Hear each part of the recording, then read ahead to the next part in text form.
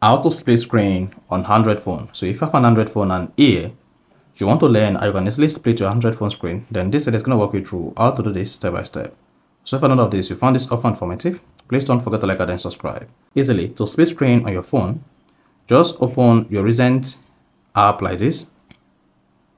Then on the recent app page, what you just need to do is click on the app logo.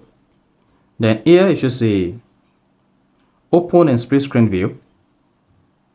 Now you can just go ahead, open another app or browser on your phone. Then if you rotate your phone screen, the split screen will rotate. And if it is not rotating, all you just need to do is this. Swipe down the control center, turn off portrait, and then rotate your split screen.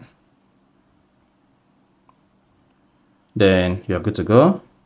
So you see that? So that is basically how you can easily use split screen on Android. So if you found this offer informative, please don't forget to like and then subscribe.